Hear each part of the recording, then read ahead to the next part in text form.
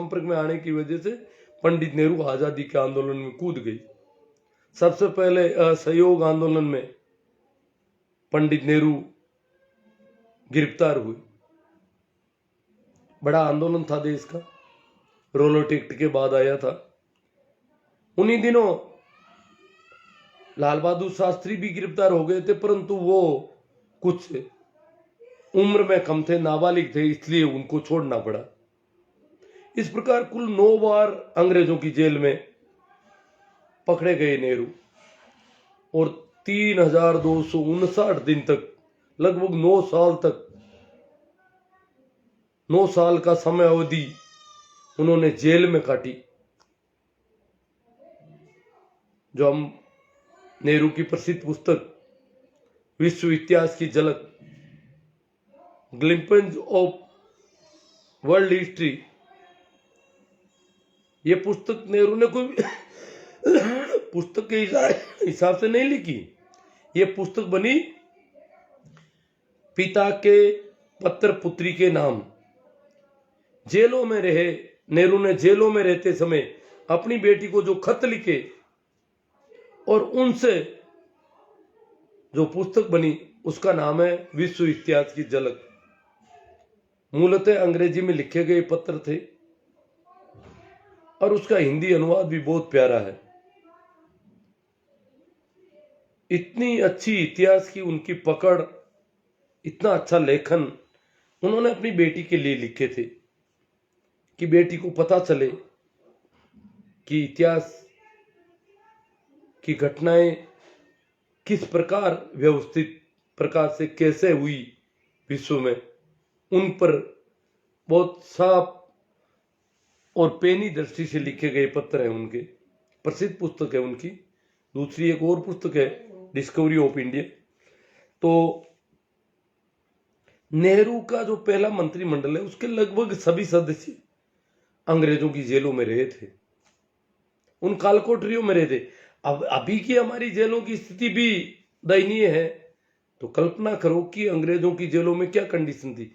अकेले नेहरू नहीं, पूरा मंत्रिमंडल, लगभग मंत्रिमंडल के अधिकांश सदस्य अंग्रेजी जेलों में रहे थे।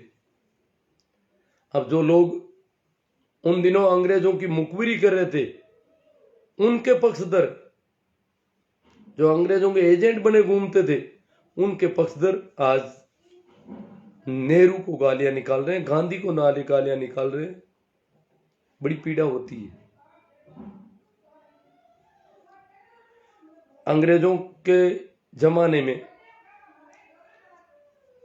मेरे गांव के एक वयोवृद्ध व्यक्ति जो उम्रदराज थे, उनसे मेरी चर्चा होती थी। मैंने कहा आजादी के आंदोलन के समय उनको क्या कि एक बार कोई आकाशवाणी वाले आए और उनसे कहा कि आप स्वतंत्रता सेनानी हैं और आपको रेडियो पर प्रोग्राम देना है। उन्होंने कहा मैं स्वतंत्रता सेनानी नहीं, मैं भारतीय सेना में था। और वो भारतीय सेना उस समय इंग्लिश सरकार के अधीन थी, तो मैं तो उस सेना में था, एक तरह से अंग्रेजों के साथ था हमारा। वो कह रहे थे कि आजादी के हम भी देखते थे, गांधी, नेहरू, ये लोग आजादी के लिए जब लड़ रहे थे और दिल्ली में हमने उनके जलसे देखे, हम तो बहुत दूर से देखते थे। क्यों? हमारा मन चाहता था कि हम उनके साथ, परंतु हम नौकरी ऐसी कर रहे थे, अंग्रेजों की नौकरी कर रहे थे, इसलिए हम उस जलसे में सम्मिलित नहीं हो सकते थे। और उस जलसे के प्रति जो हमारी सहानुभूति थी, वो भी अगर प्रकट करें तो हम जेल में डाल दिए जाते थे। जेल का सिस्टम बड़ा खतरनाक था। जो लोग ये मंदबुद्धि गोबरपुर कहते हैं गांधी और नेहरू अंग्रेजों से मिले हुए थे, उनको क्या जेल, कुछ जेल नहीं, जेल में सारी सुविधाएं थी, इनको पता नहीं है। उन्होंने इतने रईस खानदान का व्यक्ति कैसे, वो तो नेहरू की वजह से, गांधी की वजह से नेहरू आजादी के आंदोलन में कूदे थे। और गांधी का जो सिस्टम था उसको अपनाया था। वो शिष्य थे, प्रमुख शिष्यों में थे। लाल बहादुर शास्त्री थे तो वैसे ही गांधी की तरह सादे जीवन वाले थे, परंतु नेहरू भी उपवास करने में, भूखे प्यासे रहने में और कठोर जीवन जीने में। नेहरू को जुर्माने के साथ जब छोड़ने का अंग्रेजों ने कहा, तो नेहरू ने कहा मैं जुर्माना नहीं दूंगा, वापस डाल दिया जाए जेल में, भले ही मुझे छूटने का शौक नहीं है। मतलब इतना इस प्रकार से वो विरोध है। अब ये कह रहे हैं उनको फांसी क्यों नहीं दी गई, ये कोई पैमाना थोड़ी है। उन्होंने संघर्ष किया है, और नेहरू गांधी के साथ रहकर संघर्ष करना, बिल्कुल गांधी का बहुत सारे नियम थे, बहुत बड़े अनुशासन थे। कहते हैं कि गांधी के साथ बहुत बार जेल में रहे थे पटेल, और एक बार पटेल सुबह के नाश्ते में गांधी खजूर खाते थे, रोज के 10 खजूर भिगोते थे सरदार पटेल, कि भाई गांधी सुबह का नाश्ता कर ले, दोपहर में जाकर के रोटी, तो वो भिगो करके वो गीले, भीगने के बाद गीले हो जाते थे, उनको खा लेते थे। तो एक दिन लगा, पटेल चाहते थे कि गांधी की सेहत गिर रही है, बहुत कम खाना खा रहे हैं जेल में रहते हुए, और थोड़े खजूर और भिगो दूं तो इनकी सेहत पर जो विपरीत असर पड़ रहा है वो बंद हो जाए, और ये थोड़ा ठीक रहे, निरोग रहे। देश की आजादी के लिए बहुत महत्वपूर्ण व्यक्ति हैं। तो उन्होंने एक दिन 15 खजूर भिगो दिए कि सुबह थोड़ा इनका पेट ठीक भर जाए, तो इनके अंदर खून का संचरण ठीक हो। गांधी ने जब वो खजूर देखे प्लेट में, तो गांधी ने बुलाया पटेल को कि पटेल ये क्या कर दिया, ये खजूर कितने हैं, गिनो। पटेल ने कहा मां मैंने गिनकर ही डाले, 15 है। बोले इतने ज्यादा खजूर क्यों भिगोए आपने, जब 10 से काम चल रहा था तो 15 क्यों भिगोए, मेरा काम 10 से चल रहा था। उन्होंने कहा 10 और 15 में क्या फर्क है। पटेल ने कहा 10 और 15 में कोई बड़ा फर्क नहीं है, आपके जीवन के लिए अगर 5 खजूर रोज के ज्यादा हो तो गांधी की दृष्टि कुछ अलग तरह की थी। उन्होंने कहा 10 और 15 में कोई फर्क नहीं है, तो फिर 5 और 10 में क्या फर्क है। आज से 5 ही खजूर भिगोने हैं, कल से 5 खजूर ही भिगोए जाए, 5 से ही काम चल जाएगा। मतलब इस प्रकार की दृष्टि के व्यक्ति के साथ आंदोलन में रहना, संघर्ष करना, जेलों में यात्रा करनी, और उस आंदोलन के अनुशासन से रहना, अहिंसा का भी नियम पालन करना, भूखे प्यासे संघर्ष करने की शक्ति के साथ सादगी से आंदोलन करना। और वो भी एक बहुत बड़े रईस घर के लोग, नेहरू के परिवार के लगभग सभी सदस्य अंग्रेजों की जेलों में रहे थे। उनको कोई अंग्रेजों की जेलों में कोई 5 स्टार सुविधाएं थी क्या अलग से। जो गोबर भक्त अक्सर बेवकूफी भरी बातें फैलाते हैं, उनके लिए है मेरी बात। तो जैसे इंदिरा गांधी बहुत बचपन में आंदोलन में साथ हो गई थी, सविनय अवज्ञा आंदोलन 1930 का। उस समय नेहरू कांग्रेस के अध्यक्ष थे। आपको पता होना चाहिए, रावी नदी के तट पर पूर्ण स्वराज्य का संकल्प उन्हीं दिनों लिया गया था कांग्रेस के अधिवेशन में, तो नेहरू की अध्यक्षता में 26 जनवरी 1930 को ही शायद है। उसके बाद वो 26 जनवरी का त्योहार स्वराज्य दिवस के रूप में मनाया जा रहा था। तो उन्हीं दिनों इंदिरा गांधी ने बाल चरखा संघ की स्थापना की थी, वानर सेना बनाई थी आजादी के आंदोलन के लिए। 1942 में इंदिरा गांधी पहली बार गिरफ्तार हुई, जेल में गई आजादी के आंदोलन में। तो इनके परिवार का एक एक सदस्य जेलों में रहा।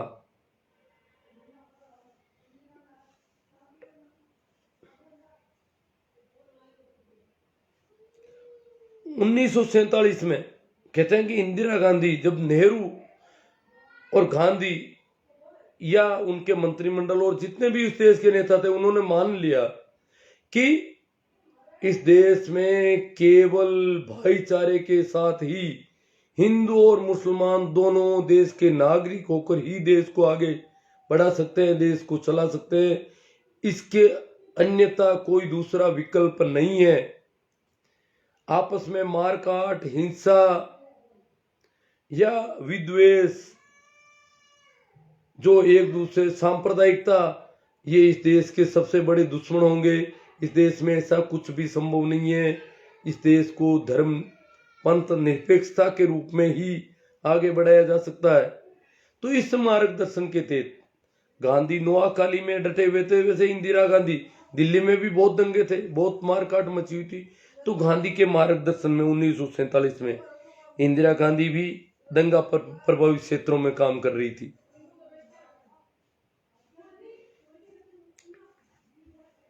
अब सवाल एक और है कि नेहरू और पटेल में से प्रधानमंत्री नेहरू कैसे बन गए? पहला प्रधानमंत्री पटेल को बनना चाहिए था, फिर नेहरू का कैसे नंबर आया? नेहरू और पटेल दोनों ही गांधी के पट शिष्य थे,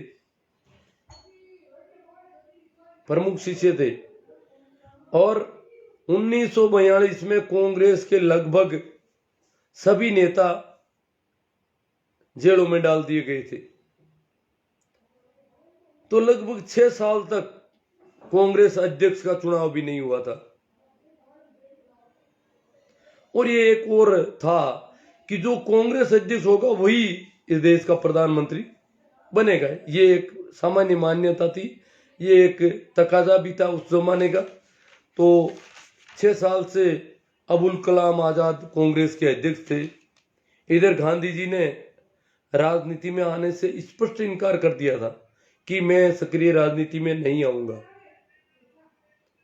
तो अब सवाल खड़ा होता है कि कांग्रेस का अध्यक्ष किसको बनाया जाए और प्रधानमंत्री कौन बने इस देश का। लंबे समय से अध्यक्ष पद के चुनाव नहीं हुए थे। 1946 में पहली बार वापस कांग्रेस अध्यक्ष पद का चुनाव होने थे। करीब करीब पूरे भारत में एक ही माहौल था कि सरदार पटेल को कांग्रेस का अध्यक्ष बनाया जाए। पटेल उम्मीदवारी में थे, परंतु पटेल भी गांधी के प्रमुख शिष्य थे, परंतु गांधी को नेहरू के मॉडर्न विचार बहुत पसंद थे। गांधी पूरी तरह से दकियानूसी व्यक्ति नहीं थे, तो नेहरू के जो मॉडर्न आधुनिक विचार थे वो गांधी को बहुत पसंद थे। पटेल के बजाय नेहरू के विचारों से गांधी के मन में थी कि नेहरू प्रधानमंत्री बनना चाहिए। तो उन्होंने पटेल को मनाया कि अपनी उम्मीदवारी वापस ले ले, निवेदन किया और पटेल ने अपनी उम्मीदवारी वापस ले ली। और इस प्रकार नेहरू ने गांधी को, पटेल के बजाय नेहरू को गांधी ने प्रधानमंत्री के लिए प्रपोज किया अपनी तरफ से।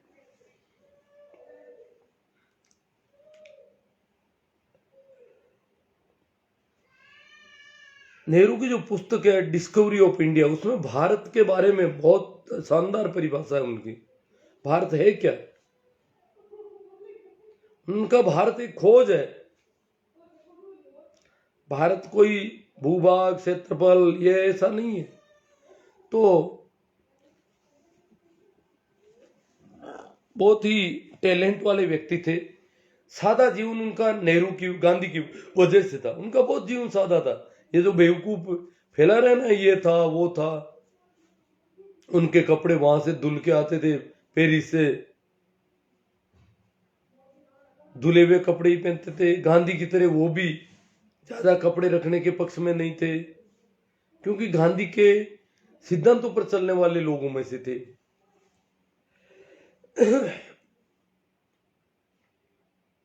तो ये बात तो बिल्कुल बेवकूफी भरी है कि नेहरू को जो इतने लंबे समय तक सश्रम कारावास काटना पड़ा, उसमें नेहरू को अंग्रेजों की तरफ से कोई सुविधा थी?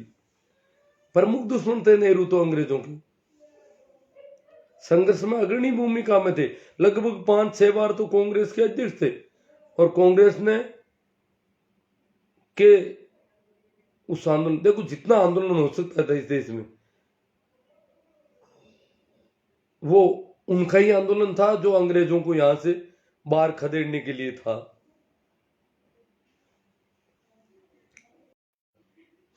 बहुत अलग तरह की परिस्थितियां थी। नेहरू के सामने एक ऐसा भारत था जिसमें आदमी की औसत उम्र 32 साल थी। स्वास्थ्य सेवाएं नहीं के बराबर थी। भोजन की तंगी थी। देश में अन्न का संकट था। बीमारियों और महामारियों से गुजर रहा था देश।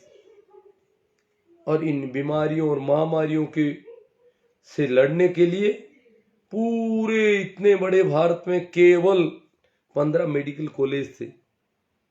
इलाज का कोई सिस्टम ही नहीं था।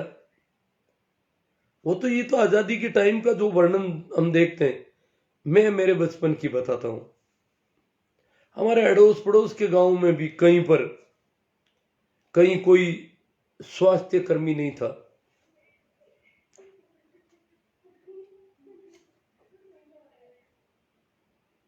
टेबलेट जैसी चीज हमने बचपन में देखी नहीं थी। वो तो बाद में धीरे धीरे गांवों में जब स्वास्थ्य कर्मी आए, हाँ, स्वास्थ्य कर्मी के नाम से या सरकार के स्वास्थ्य विभाग के नाम से हमने एक ही देखा था, चेचक के वैक्सीनेशन वर्कर गांव में आते थे। वो सिर्फ उस महामारी को समाप्त करने का प्रयास था। बहुत बड़ी महामारी से जूझ रहा था ये देश। ये तो मैं जब की बात कर रहा हूं, उस समय तो इंदिरा गांधी थी प्रधानमंत्री भी। मेरा जन्म लाल बहादुर शास्त्री के प्रधानमंत्री काल में हुआ, तो उसके बाद जब मैं समझने लगा, उस समय तो देश की प्रधानमंत्री थोड़ा बहुत समझने लगा इंदिरा गांधी। उस समय भी इनका संकट था। खाने के लिए ऐसे ऐसे बीज आते थे, अनाज, बाजरी, गेहूं, या ये नहीं, एक लाल लाल कलर का अमेरिका द्वारा आया हुआ, वहां के शायद पशु भी नहीं खाते होंगे, वैसा कुछ था जिससे पेट भर के लोग जिंदा रह रहे थे। बड़े अकाल पड़ रहे थे। अकाल में लाखों लोग मर रहे थे। महामारियों में लाखों लोग मर रहे थे देश में। तो ऐसी कंडीशन में भारत था। ये जो आज हम देख रहे हैं इतने भवन, उन्होंने नींव से इस देश को उठाया। आज अगर एक कोई स्कूल है, कोई अस्पताल है, उसमें एक नया वार्ड बनाना या कुछ और भी भवन बनाना, वो अलग चीज है। एक नींव से खड़ा करना पहली बार, उसके अड़ोस पड़ोस में और कुछ बनाना, ये अलग बात है। नींव से खड़ा करने में, और उस गरीबी में, उस तंगी में, अगर वो लोग घोटाले करते जैसा कि आज ये पूंजीपतियों से मिलकर कर रहे, तो क्या देश इस प्रकार आगे बढ़ जाता? 60 सालों में बहुत काम किया उन्होंने। और नेहरू पर सवाल खड़े करना तो बिल्कुल बेवकूफी भरी बात है। हाँ, इंदिरा कुछ थोड़ी अलग थी। नेहरू जैसा सरल चित्त व्यक्ति इस देश का प्रधानमंत्री रहा। राजनीति में ऐसे लोग संभावनाएं नहीं रहती, परंतु वे थे राजनीति में। बहुत सरल थे, सहज स्वभाव के व्यक्ति थे। कैसे इस देश को उठाए? अब जब मैं जब जवान हो रहा था, उस समय भी हमने सीमेंट नहीं देखी थी कहीं। और जिला हेडक्वार्टर पर सीमेंट राशनिंग प्रणाली से सीमेंट ली जाती थी। बड़ी मातापोड़ी करके राशन से सीमेंट मिलती थी। एक आध बैग सीमेंट कहीं जरूरत होती तो राशनिंग प्रणाली से वो मिल पाती थी। इतनी हालत खस्ता थी देश की। अब मैं नेहरू कैसे सरल चित्त व्यक्ति है, कितने कैसे मासूम है, उस पर चर्चा करने के लिए ओशो और नेहरू के मिलन के संस्मरण सुनाऊंगा आपको।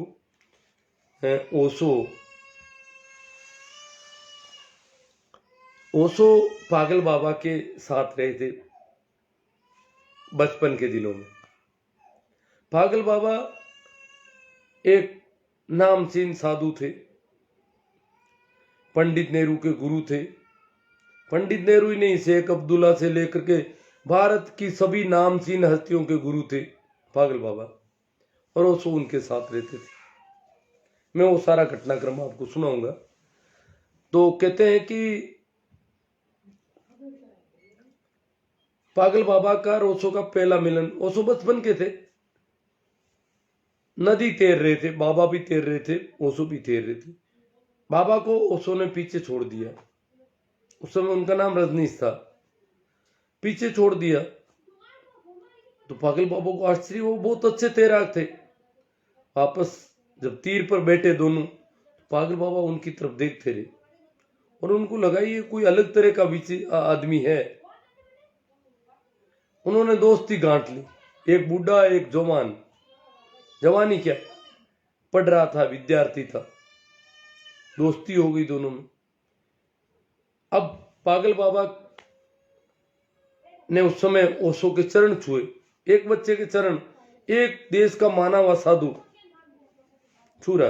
पागल बाबा का नाम पागल बाबा इसलिए था, वो पागलों जैसी हरकतें करते थे, कई बार जब चाहे पागलों जैसी हरकतें शुरू कर देते थे। तो ओशो को पागल बाबा अपने साथ रखने लगे जहां भी जाते, और हरकतें ये कि जहां भी जाते, जिसके यहां मेहमान होते, उसको ये कहते कि इसके चरण छुओ। जैसे जहां भी जाते तो पहले तो वो देखते कि बैठने के लिए क्या व्यवस्था की है, वो चरण छूने के लिए आते पागल बाबा के। पागल बाबा मना कर देते, नहीं मेरे चरण नहीं, पहले इस बच्चे के चरण छुओ, मैं भी इसके चरण छूता हूं, और उसके बाद मेरे को। ये संभावना है बहुत बड़ी थे इसकी, इस जगत की। और बाद में फिर बैठने के लिए जो उनके लिए आसन होता, उन्होंने वो कहते कि ये तो मेरे बैठने के लिए, इसके लिए कहां है, इसके लिए मेरे से भी थोड़ा ऊपर बढ़ाओ, और वहां जाके बिठाते उनको।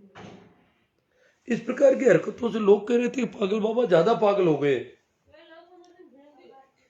उस समय के प्रसिद्ध बांसुरी वादक पन्नालाल घोष के वहां पागल बाबा मेहमान थे। पन्नालाल घोष पागल बाबा के सामने आके चरण छूने लगी, तो उन्होंने मना कर दिया, नहीं भाई चरण पहले उनके छुओ, फिर बाद में देख लेना मेरे। तो पन्नालाल घोष माने वे विश्व प्रसिद्ध बांसुरी वादक थे, उन्होंने एक बच्चे के चरण छुए, रजनीश के चरण छुए। तो रजनीश ने कहा कि इसने चरण ढंग से नहीं छुए, अंदर से मन में अलग है, यूं ही झुक रहा है, झुकाया जा रहा है जैसे ऐसे जबरदस्ती था, और इतने बेहुदे ढंग से इसने नमस्कार किया है कि मैं इसके थप्पड़ लगाऊंगा। पागल बाबा ने कहा, लगा थप्पड़। और रजनीश ने कहते हैं कि इतने विश्वविख्यात बांसुरी वादक के थप्पड़ लगा दी। पर तो वो तो पागल बाबा के शिष्य थे, उन्होंने फिर भी वो सब कार्यक्रम हुआ। बाद में लोग डरने लग गए, पागल बाबा को लोगों ने बुलाना बंद कर दिया। वो एक ऐसे बेहुदे लड़के को साथ में रखते हैं जिसके पैर छूने पड़ते हैं, और वो तरह जैसी हरकतें करता है उसको कुछ भी ना नहीं देते, जैसा वो कहता है वैसा करवा लेते। तो इस प्रकार के लोग पागल बाबा से भी किनारा करने लगे, जो पागल बाबा के शिष्य थे। मैंने बताया कि इस देश की नामचीन हस्तियां उनकी शिष्य थी। फिर पागल बाबा जब विदा होते हैं इस पृथ्वी से, तो अपने शिष्य मस्तों को इंतजार करते हैं। उसने पागल बाबा को पूछा भी था कि पागल बाबा, अब आप ज्यादा दिन के मेहमान तो नहीं हो, पता नहीं क्यों आप अभी भी यहां पर रुके हुए हो। पागल बाबा ने कहा, हाँ मैं जाऊंगा, मैं थोड़ा किसी का इंतजार कर रहा हूं। और उन्हीं दिनों मस्तो नाम का लंबा छरारा नवयुवक वहां आता है, जवान, और वो आकर के पागल बाबा के पास आता है कहीं से, और आकर के चरण छूने लगता है। पागल बाबा मना करते हैं, ये क्या कर रहे हो, चरण पहले इनके छुओ। तो मस्तो एकदम से रुक जाते और जाकर के उनके चरण छू लेते। फिर पूछते हैं, अब आपके छू लूं? कहा, अब छू लो मेरे। इस प्रकार मस्तो तो खुद साधु थे। तो मस्तों को पागल बाबा कुछ काम देते हैं, मुख्य रूप से काम ये देते हैं कि ये जो व्यक्ति है, ये बच्चा जो है पढ़ेगा, तो पढ़ाई की सारी सुविधाएं तुम्हें करनी है, जो भी चाहिए, चाहे इसके लिए कुछ भी करना पड़े, खर्चे का प्रबंध वो व्यवस्था करनी है। और मैंने वादा कर लिया इससे कि ये एमए करेगा, इसलिए एमए तक इसको पढ़ना है। ये पढ़ना नहीं चाहता था, परंतु मैंने इससे वचन ले लिया है, इसलिए अब एमए तक पढ़ेगा। और इस दौरान भी हो सकता है इसके ऊपर कोई खतरा आ सकता है, तो वो रक्षा की जिम्मेदारी मैं सौंप करके जाता हूं। बाद में भी इसके जीवन को खतरा आ सकता है, क्यों ये बहुत बेबाकी से बोलेगा। जब मुकर होगा तो पता नहीं क्या क्या कितने खतरे मोल ले सकता है। और ये जीवन इसका लंबा चलना चाहिए, कुछ संभावना जिसकी कम है, क्योंकि इस प्रकार जब बात होगी तो लोग मारने को दौड़ेंगे। तो इस प्रकार की हिदायत दे करके पागल बाबा उसको कहते हैं कि पंडित नेहरू वगैरह सबको, जो भी अब आने वाले समय के इस देश के, पंडित नेहरू उस समय प्रधानमंत्री बन गए थे हैं, उन सब को ये मेरी तरफ से कह देना कि इसका विशेष ख्याल रखा जाए। यूं करके पागल बाबा विदा हो जाते हैं, यहां से चले जाते हैं। उसके बाद ओशो मस्तो को बड़ी उम्र के हिसाब से संबोधन कर रहे थे, तो मस्तो ने मना कर दिया, नहीं, आप मुझे केवल मस्तो ही कहेंगे। ओशो ने कहा मस्त बाबा, तो कहा नहीं, मस्त बाबा नहीं कहोगे, क्योंकि मेरे गुरु यहां से विदा हो गए, अब आप ही मेरे गुरु हैं, उन गुरु की जगह है आप। उम्र में छोटे थे। फिर मस्तों ने ओशो को कहा कि हम पंडित नेहरू से मिलने चलेंगे। कहते हैं कि जबलपुर से वो ट्रेन में बैठे और वो ट्रेन जयपुर आई, तो जयपुर उतरे थे वो लोग। ओशो अपने संबंध में ये बताते कि हम लोग जयपुर उतरे। जयपुर रेलवे स्टेशन से 13 किलोमीटर दूर एक पहाड़ी पर एक राजा का महल था, वहां हम मेहमान हुए उस दिन।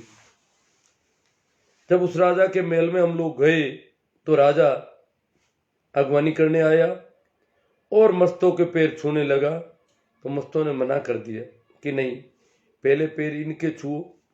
पागल बाबा भी इनके पैर छूते थे। तो वो राजा जाकर के उस कम उम्र के युवक के पैर छूता है। रजनीश मस्तों से कहते हैं कि पैर ठीक ढंग से नहीं छुए, ये तो राजा है और राजा की अपनी अकड़ होती है, और छोटी उम्र के आदमी के पैर छूने पड़े तो थोड़ी दिक्कत भी आती है। तो उन्होंने कहा कि पैर ढंग से नहीं छुए, कह दो कि एक बार और प्रयास कर ले। तो दूसरी बार वो विनम्र होकर के उनके पैर छुए, और फिर अंदर जाकर के जो महिलाएं थी, रानियां थी, उनको भी सबको समाचार दिया कि कोई साधु मेहमान आए हैं और आप लोगों को छोटे वाले साधु जो हैं उनके पैर पहले छूने हैं। तो वो तो महिलाएं थी, उनमें तो ज्यादा अहंकार वाली होती नहीं, उन सब ने आकर के पहले रजनीश के पैर छुए, फिर मस्तों के छुए। यूं करके ये घटनाक्रम उसको बताते। फिर शाम को भोजन के बाद वो राजा उनसे पूछते हैं कि आपका कल का क्या कार्यक्रम है, ताकि मुझे इसकी थोड़ी सूचना दें आप, ताकि मैं उस तरीके से जो कुछ कर सकूं। तो मस्तों ने बताया कि हम पंडित नेहरू से मिलने जा रहे हैं दिल्ली। तो राजा ने कहा कि आप ऐसा करो, जब यहां से दिल्ली जा रहे हो तो यहां से मेरी कार ले जाओ, ताकि सहूलियत रहेगी आप लोगों को। तो मस्तों ने ओशो से पूछा क्या हम कार ले लें? ओशो ने कहा भले ही ले लो कार, तो पर हम सुबह जल्दी यहां से निकलेंगे फिर, और मैं नहीं चाहता कि अब हम सब लोग मिल लिए, मैं नहीं चाहता कि ये लोग हमें विदा करने के लिए हमारी वजह से जल्दी उठे और ये कुछ ऐसा कुछ करे, क्रियाक्रम, कोई कर्म कांड करे, ऐसा मैं नहीं चाहता।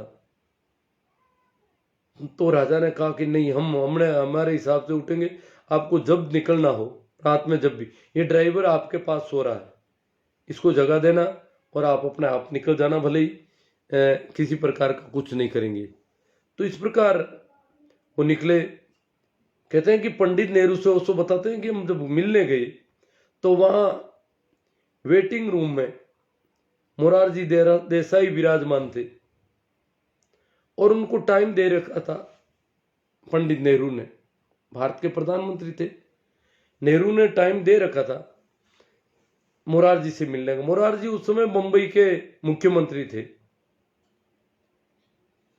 जिन लोगों को पता नहीं है मुंबई क्या थी, मुंबई उस समय एक भारत का बहुत बड़ा प्रांत था।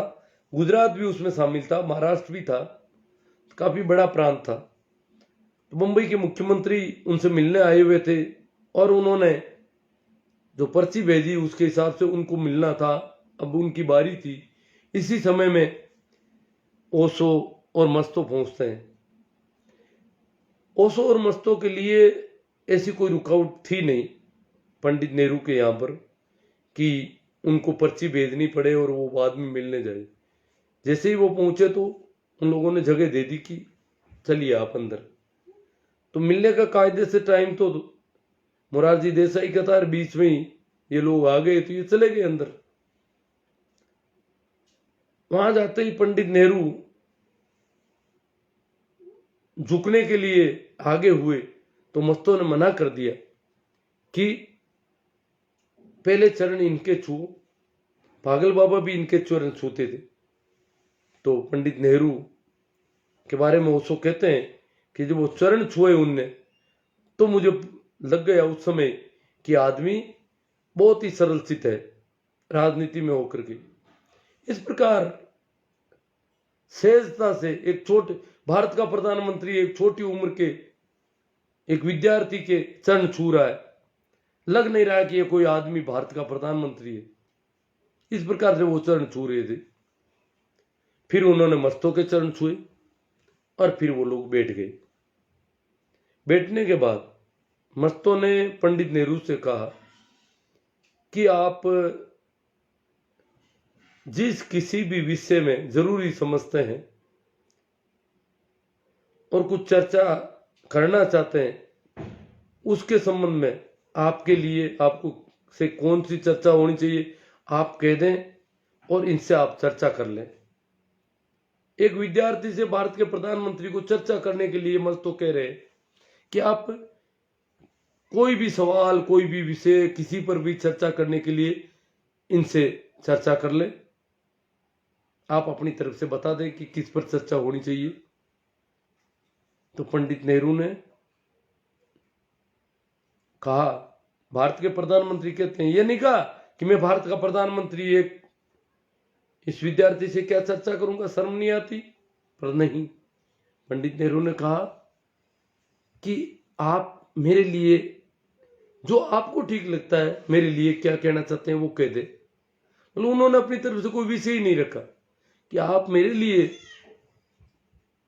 जो कहना चाहते हैं वो कह दे, मेरे लिए क्या उचित है वो आप कह दें। यहां से चर्चा शुरू होती है। और ओशो चर्चा कैसे शुरू करते हैं? ओशो कहते हैं कि पंडित नेहरू आपको आज ये जो दिन देखने पड़ रहे हैं इसमें आपकी कोई पुरानी भूल है, आपके किसी पहले वाले जन्म की कोई भूल है या पुरानी भूल है कि आज आपको ये दिन देखने पड़ रहे हैं। बाकी आप जैसा सरल चित व्यक्ति, इतना सहज व्यक्ति इस राजनीति में, ये आपके लिए एक दंड है। मतलब ओशो के हिसाब से एक बड़े साधु बहुत सरल व्यक्ति के रूप में थे पंडित नेहरू। उसने कहा कि आपको ये 2 दिन देखने पड़े, ये किसी भूल किसी गलती और किसी गलत राह की वजह से देखने पड़ रहे हैं। बाकी आपका जीवन तो कुछ और तरह का होना चाहिए। कहते हैं कि इतना सा सुनते ही पंडित नेहरू जार जार रोने लगे। आंखों में आंसू आ रहे नेहरू के। और 45 मिनट की वो मुलाकात थी उनकी। ओशो कहते हैं कि 45 मिनट की मुलाकात में बहुत गर्वित व्यक्ति थे, बहुत आर्द्रता थी उनके दिल में, ठंडक थी, नमी थी, उनकी आंखों में नमी थी। ओशो कहते हैं कि वो 3 बार रोए, 3 बार उनकी आंखों में यकायक आंसू आने लगे। ऐसा घटा भारत के प्रधानमंत्री और नेहरू के पहले मिलन के दिन। और अंत में नेहरू ओशो से कहते हैं कि मैंने इंदिरा को मैसेज कर दिया है, रवानगी के वक्त को कहते हैं। इंदिरा उस समय विदेश में थी और वो कल तक पहुंच जाएगी। आप कल के लिए और आ जाएं, एक दिन और आ जाएं, ताकि इंदिरा से आपकी मुलाकात करवा दूं। तो इन्होंने हाँ भर ली, चलो कल आ जाएंगे। और कहते हैं कि पंडित नेहरू बाहर आए ओशो को विदा करने के लिए। बाहर आने के बाद और वो सारा ओशो कहते हैं कि उस दिन से मुरारजी मेरे से उस दिन से ही चिढ़ने लग गए थे। उनका बहुत समय का चला गया था, उनके मिलने का टाइम था और इस छोरे के साथ नेहरू घूम रहे थे। एक लकड़ी के खड़ाऊ पहने हुए ओशो बाहर निकले, साथ में नेहरू चल रहे हैं उनके। और जब वो गाड़ी में बैठने के बाद उन्होंने बात की कि कल के लिए आपको आना है, इंदिरा से थोड़ा मिलना हो जाए। और नेहरू ने खुद उनके कार का दरवाजा बंद किया और फिर नेहरू अंदर गए। कहते हैं कि ओशो और मस्तो दूसरे दिन भी गए, संयोग से इंदिरा नहीं आ सकी। पंडित नेहरू व्यथित थे, इस बात के लिए खेद प्रकट कर रहे थे कि इंदिरा नहीं आई है, आ नहीं पाई है, आ जाएगी पर अब तक नहीं आई है। और आपको मैंने एक दिन के लिए और कह रखा था, अब मैं तो नहीं कह सकता कि आपको कल और आना चाहिए। आपकी अपनी कोई सहूलियत हो, क्या हो, और मैं चाहता हूं कि इंदिरा से मुलाकात जरूर हो, ये मेरी, इसीलिए मैंने उसको वहां से बुलाया है। परंतु आज मुलाकात हो नहीं पा रही है। संभव हो तो कल आप एक बार और आ जाएं। आज उस दिन फिरोज वहां पर थे, फिरोज और नेहरू की मुलाकात उस दिन हुई और दूसरे दिन, तीसरे दिन वापस गए तो उस समय इंदिरा की उनसे मुलाकात भी हुई। यह उस समय की बात है जब भारत के पहले प्रधानमंत्री एक विद्यार्थी से मिल रहे थे। तो इतने सरल चित्त सहज व्यक्ति थे, एक तरह से साधु की तरह थे पंडित नेहरू। और उनके बारे में ऐसी बेहूदी पोस्ट है, जो ये मंदबुद्धि गोबर भक्ति, इनको कुछ पता नहीं, जो भी कचरा मिलता है फेंकते रहते हैं दिन भर कि नेहरू तो ऐसा था, ऐसा था, नशेबाज था, नशेड़ी था। नेहरू गांधी के संपर्क की वजह से नेहरू भी भोजन की बहुत लिमिट थी, बहुत साधक थे, एक तरह से बहुत ही अनुशासित जीवन। गांधी के साथ काम करना कोई छोटी बात नहीं है, गांधी की तरह का अनुशासन पालन करना पड़ता है। गांधी के बहुत अनुशासन थे, बहुत नियम थे। पटेल भी उनमें रगे थे, शास्त्री भी थे, बहुत सारे लोग लोग तो जो उनके मंत्रिमंडल में थे वो गांधी के साथ आंदोलन में थे। अब मैं कुछ आपके तरफ से जो आ रहे हैं उन पर चर्चा करूं, कमेंट पर चर्चा करूं। तुलसाराम जी मेघवाल, चौधरी सरवण सिंह जी, राहुल जी चौधरी, इकबाल जी, आर के सिंह जी भाकर, महेंद्र जी चौधरी, रामकिशोर जी पिरडोदा, सुभाष जी जलवाणिया। इन्होंने, रामकिशोर जी ने कहा कि अपने विचार बताइए। मैं तो विचार तो लगभग अपने ही बता रहा था। पंडित नेहरू, ये कौन है? सागरदान जी बारट कह रहे हैं कि पंडित नेहरू के जन्मदिन पर बाल दिवस क्यों मनाते हैं, आज इस पर चर्चा करें।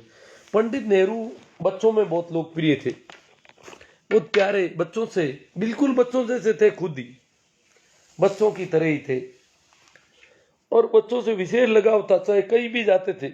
ये नहीं है कि मैं भारत का प्रधानमंत्री हूं, छोटे बच्चों के साथ घुल मिल जाते थे पूरे। और उन्हें बच्चों से, क्योंकि वो बच्चों की तरह ही मासूम थे और अपनी मासूमियत की वजह से वो बच्चों से ज्यादा उनका लगाव था, इसलिए वो चाचा नेहरू के नाम से प्रसिद्ध हुए। बच्चों के, देश भर के बच्चों में, दुनिया भर में नाम भी जाते, बच्चों से विशेष रूप से मिलते, तो इसलिए बाल दिवस उनका जन्मदिन मनाया जा रहा है। पीके human sir, Harji Ram ji Saran human, पीके ह्यूमन जी अभी मिल गए थे अपने बच्चे के साथ, बोले मेरे बच्चे की बहुत तमन्ना थी, संयोग से रास्ते में मुठभेड़ हो गई, तो कि भाई कभी हम मिलेंगे। कि मेरा छोटा सा बच्चा उनका बहुत ही, ये आपका, वो कह रहे थे पीके ह्यूमन की आपका सबसे छोटा फॉलोवर है। अब कुछ बच्चे भी, मुझे भी बच्चे सुनते हैं, ये बात मुझे तब पता चली जब लॉकडाउन के दौरान एक मित्र का फोन आया मेरे पास, बोले कि बच्चों को बाहर नहीं निकलने दे रहे हैं और क्योंकि लॉकडाउन था, शहर में रह रहे थे, तो गली के बाहर भी बच्चे निकल नहीं पा रहे थे, रोक रखा था प्रशासन ने। तो उन्होंने कहा कि आप मेरे इस बच्चे से थोड़ी बात कीजिए, ये आपका फॉलोवर है, छोटा सा है परंतु आपको सुनता है, आपसे इसका प्रेम है। तब मुझे पता चला कि कई परिवारों के बच्चे भी परिवार के साथ मुझे सुनते हैं, मेरी बात मुझे जानते हैं, मेरे नए नए मित्र हैं। फॉलोवर के तो मैं पक्ष में नहीं कि कोई किसी का फॉलोवर हो, फेसबुक में उसे फॉलोवर कहा जाता है। हजी राम जी सारण, हाँ राम राम जी, हीरालाल जी दिवरैया, लाइव तो सही चल रहा है। नसीरदान जी जाखंड, नसीरदीन जी जाखंड, नसीरदीन जी, हाँ राम राम जी, भाई शोभा राम जी खुड़कुड़िया, मेहराम जी निर्मल, प्रणाम गुरु जी। वास्तव में एक सचेतक समाज सुधारक हो, हमारे मार्गदर्शक हो, और आपसे हमें बहुत सी जानकारियां मिली है जिनका अनुसरण हम अपने जीवन में यथासंभव प्रयास करेंगे। ये मेहराम जी निर्मल के कथन है। मनीष जी जांगीड़, रामचंद्र जी पिचकिया, खीमा राम जी चौधरी, थोड़ा जुकाम हो रखा है मुझे, नेम जी सोमड़वाल, सागरदान जी भारत सिंह, और कोई दूसरा भारत जी कह रहे हैं पंडित नेहरू की मृत्यु से पहले 20 नवंबर को बाल दिवस मनाया जाता था। नेहरू जी की मृत्यु के बाद उनकी जयंती बाल दिवस के रूप में मनाया जा रहा है। उसकी तारीख चेंज करने की बात हो रही है, तो लोगों में गुस्सा क्यों? तारीख चेंज क्यों करनी है? नेहरू बच्चों में बहुत लोकप्रिय थे। भारत जी आपको पता नहीं है, गोबर भक्त IT सेल की बातें आपको पसंद आ रही है, आपको पता नहीं है कि नेहरू बच्चों में कितने लोकप्रिय थे। एक तरह से बच्चों की तरह थे वो। तो अब तारीखें चेंज करना, नाम चेंज करना, ये वर्तमान सरकारों का काम रह गया है, और करना क्या है। अमरा राम जी गुजर, जाजरिया अमरदीप जी, सुरेंद्र जी दिवराया,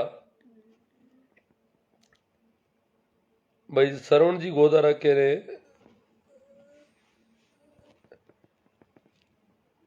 सवाल नोट किया जाए बॉस। अब श्रवण जी सवाल मेरे सामने आएगा तो जरूर आपके सवाल पर चर्चा करूंगा, क्यों नहीं करूंगा, इसीलिए तो मैं हूं आपके सामने। अब संयोग से क्या, टेक्निकल कारणों से कई सवाल आते नहीं सामने, बाकी मैं छोड़ता तो किसी को नहीं हूं। राम रतन जी मंडा, जसराज जी दुगेसर, सीताराम जी गोदारा, राकेश जी खोकर, बीरा राजस्थानी जी, राजेंद्र कुमार जी, गुरु जी मैं आपका बहुत सम्मान करता हूं राजेंद्र कुमार जी, और आपसे अनुरोध करता हूं कि ऐसे समाज को मार्गदर्शन देते रहो, लेकिन मोदी को सपोर्ट करो। अच्छा काम करते हैं, लेकिन पूरी बीजेपी उनके अनुसार नहीं चल रही है। मैंने मोदी का काफी सपोर्ट किया, मुझे भी काफी संभावना थी। देखो मोदी जो है वो एक ऐसे व्यक्ति हैं जो अपने उनकी पूरी टीम, उनके पूरे प्रशासन, पूरे वोटर, पूरे फॉलोअर, एक तरह से देखा जाए तो गांधी के विरोधी है, नेहरू के विरोधी है, एक तरह से देश के दुश्मन है। परंतु मोदी ने कभी गांधी को बुरा नहीं बताया। वो एक तरह से गांधी के रास्ते पर चलने की बात कर रहे हैं। नेहरू के बारे में भी मोदी बोले नहीं, हालांकि वो माँ बेटे की सरकार या पीढ़ियों से पीढ़ी दर चल रही सरकार ऐसी कुछ बातें कर रहे हैं। परंतु नेहरू के बारे में शायद हाँ, वो जब कहते हैं कि 60 साल में कुछ नहीं हुआ तो एक तरह से नेहरू की बुराई कर रहे हैं वो, सीधी सीधी।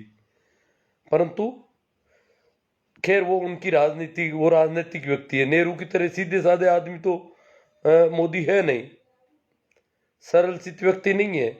भले ही वो गांधी के चश्मे का उपयोग करते हो, गांधी की बातें करते हो, पर वैसे वो नहीं निकले कसौटी पर जब हमने देखा उनको।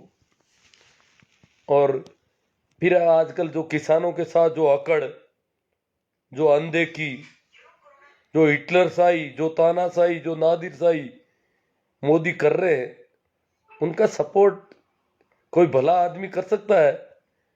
राजेंद्र कुमार जी, थोड़ा विचार करो इस बात पे कि वो क्या कर रहे हैं। अभी एक संवैधानिक तरीके से हो रहे आंदोलन की अनदेखी कर रहे हैं, उसकी सुनवाई नहीं कर रहे हैं। कोर्ट तक ने उनको खूब लताड़ा है इस मामले में। इतनी जिद, इतना अहंकार, इतना घमंड, ये आप जैसे लोगों की वजह से उनमें, कि बहुत सारे ऐसे लोग हैं जो मुझे नहीं छोड़ेंगे चाहे मैं कुछ भी गलत करूंगा। बाकी प्रजातंत्र का तकाजा है कि अगर जनता कुछ बात कर रही है तो जनता से बातचीत की जाए और उनकी बात को माना जाए, सुना जाए। राजेंद्र कुमार जी कह रहे हैं गुरु आप जयपुर आओ तो बताना, मैं आपसे मिलना चाहता हूँ। राजेंद्र कुमार जी, आप जब ये कोरा मोदी का सपोर्ट यार इतने बेवकूफी की बातें कर रहे हो तो मुझसे क्या मिलोगे? ऐसे ही लोगों से मिलते रहो जो मंदबुद्धि है, जो गोबर भक्त हैं, जो आईटी सेल से प्रभावित रहे। मुझसे मिलकर क्यों अपना समय खराब कर रहे हो और मेरा कर रहे हो? और वैसे भी मुझे आज भी कोई मित्र मिलने आए थे कहीं से। जब मुझसे मिलते हैं तो पता चलता है कि मैं कानों से कितना बहरा हूं, बातचीत ढंग से हो ही नहीं पाती है। यहाँ तो मैं एक तरफा बोलता हूँ तो चल जाता है। यहाँ तो कैलाश जी सो, जगदीश जी सो, कैलाश जी शानदार बात गुरु जी। हाँ, बीरा राजस्थानी जी, आप कुछ दिन और गुरुजी से जुड़े रहो, फिर आप खुद समझ जाओगे कि गुरुजी को मोदी का समर्थन करना है या नहीं। हाँ, शायद राजेंद्र जी के लिए इन्होंने कहा है कि आप कुछ दिन और जुड़े रहो इनसे, मेरे से, या मेरे पुराने वीडियो भी खूब है उनसे भी देखो। सर्व संत महापुरुषों की जय हो। राम पोमा राम जी बीरट, राम प्रसाद जी चरण, जैसा राम जी जानी, पंकज जी, जैसा राम जी की कोई बात याद आ गई, मैं तो भूल ही गया। इनके कोई व्यवस्था करनी थी, संयोग से इनका व्हाट्सएप मैसेज का जवाब भी नहीं दे पाया, और व्हाट्सएप मैसेज देख भी कम पाता हूँ। और जिन लोगों को मैंने व्यवस्था के लिए कह रखा था उन्होंने कोई व्यवस्था नहीं की। हाँ हाँ, जवाब नहीं दिया। जैसा राम जी कह दिया कि एक छोटा सा काम का जवाब नहीं दिया, सही बात है, जवाब नहीं दिया था। जिन लोगों को मैंने कहा था कि भाई ऐसी कोई व्यवस्था करनी है, उनकी तरफ से जवाब अभी तक आया ही नहीं, कोई मतलब ही नहीं रहा। खैर उस बात का तो टाइम भी हो गया। अब तो आपने कोई व्यवस्था कर ली होगी उसके लिए। अब आपका नाम आया तो मुझे बात याद आई, और उनको 2-3 बार जब मैसेज किया, 2-3 बार कहा, उन्होंने कहा बताता हूँ, ये करते हैं, हम यहाँ कर देंगे, ऐसे कर देंगे। पता नहीं वो भूल गए और उसकी वजह से मैं भी भूलता रहा। कैसा राम जी लेगा, मेरे भी ज्ञान मान रहे हैं, ले लो। कैसा राम जी लेगा कह रहे। कैलाश जी सो, तुम्हारे से मेरा तो दुनिया में भी नहीं होगा रे मेरे हिसाब से। यो कैसा राम जी को जवाब देने। विकास कुमार जी,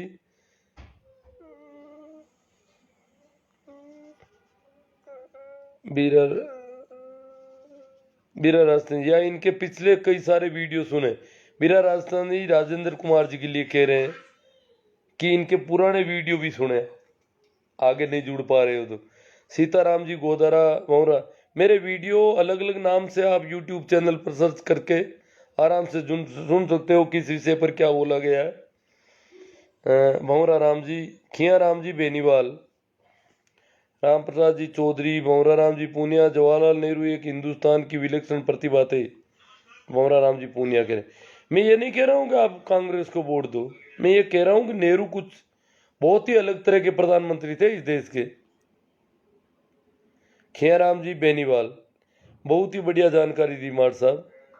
मांगीलाल जी चौधरी, शोभाराम जी खुड़कुड़िया, निर्मला जी खुड़ीवाल, भंवरलाल जी गोदारा, रामसुख जी बीरट। अभी उन्होंने कहा कि मेरे सवाल का जवाब देना, पता नहीं उनका सवाल कहाँ खो जाता है। आखिरी कमेंट आ गए मेरे, तो मेरे सामने जब कोई चीज़ नहीं आ पाती है तो उसका वो एक कमेंट टेक्निकल कारणों से आते नहीं होंगे सारे। जिनको ऐसा कोई सवाल पूछना हो विशेष भाई इसका जवाब आना चाहिए, वो उस सवाल को एक बार की बजाय 2-3 बार जैसे कॉपी कर लें, 2-3 बार बारी बारी से रिपीट करें तो शायद वो मेरे सामने आसानी से आ जाए। ये जो कमेंट अभी तक देखे हैं वो सारे आ रहे हैं, और उनका क्या सवाल था, किस पर वो मेरे से बात करवाना चाहते थे, वो मेरे सामने अभी भी नहीं आया। तो ठीक है, इतना कहकर मैं आपसे विदा लेता हूँ। धन्यवाद, प्रणाम, नमस्कार, राम राम। इसको शेयर करना नहीं भूलें। यूट्यूब चैनल पर भी मेरे वीडियो आपको ठीक लगे तो देखते रहें, और अपने मित्रों को भी शेयर करें जो बात आपको ठीक लगती है विभिन्न सोशल साइट के माध्यम से। आभार।